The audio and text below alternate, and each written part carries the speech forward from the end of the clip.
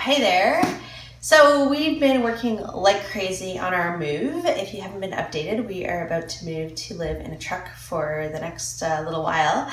And so our lives are completely insane. And that means I haven't been doing my movement practice as much as I'd like to, which is okay because sometimes that's what life is like. And we've been moving a lot anyway because I've been moving boxes and shuffling around and doing all the things you need to do when you're moving. But that said, I've been really missing getting to do focused exercise practice, because the more you work on a corrective exercise practice, the more your daily activities are going to have the potential to be beneficial for your body. Plus, you want to get a wide range of activities, and typically we do kind of too much of the same thing all at the same time. So moving, lots of squatting, lots of lifting and carrying, not a lot of walking, not a lot of barefooting, not a lot of hanging and crawling. Anyway, so it's good, but I'm ready for a change.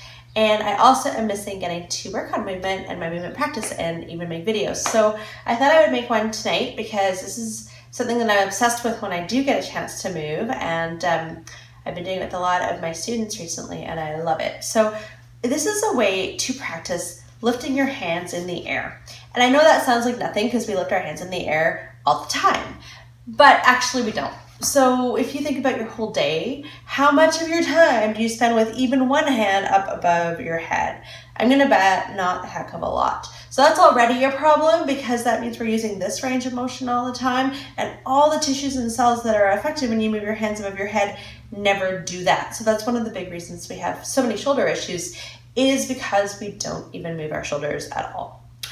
But the other thing is that there's sneakier ways to look like you're lifting your arms above your head without necessarily using your full abilities to lift your arms above your head. So we tend to prioritize one way, which is the way we're good at, over the other ways, which are the ways we're bad at. And so as a result, we kind of get some overused bits and some underused bits. So this is a way to lift your hands above your head only with your underused bits. So the more you practice this way, the more you start to even out your whole body strength, and that's amazing. So I would recommend having a half dome for this and then having something for the back of your head, and I'm going to use a yoga block. A half dome, not necessary. You can literally use whatever. This would be a good thing. You could use a log. I wouldn't use something too much bigger or heavier than this guy, so it's about 18 inches. I would say 15 inches would be maybe better for most of us. All right, so you're going to lie down on your back, and you're just going to put something under the back of your head as a bit of support. If you know you need more bolstering, then go ahead and use it, but this should work for most people to start with. Take your half dome or your other light object.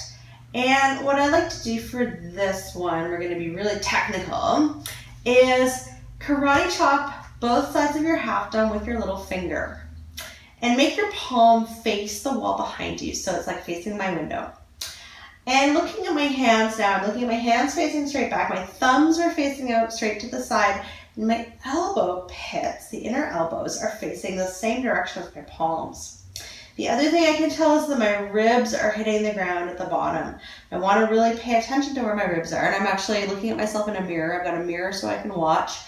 I don't want to let my ribs move, and I don't want to let my elbows reach out as I reach my thing over. I'm also not going to let my elbows bend. So those are all legit ways to move, but those are ways to move that use your overused tissues and not your underused tissues. So I want only underused tissues. So my ribs are staying down, my elbows are staying pretty straight, my elbow pits are facing right over my shoulders. I'm not letting my thumbs turn in, and this is about as far as I can get to with my block. So my arms are not very high overhead, but this is about where I'm running into the tissue limitations that I currently have in my body. If I let myself use any of my cheating methods, I have no problem taking my thing all the way overhead, and that's fun because sometimes you've got to do that. But letting this happen means I'm not working on any of the bits I'm working on here.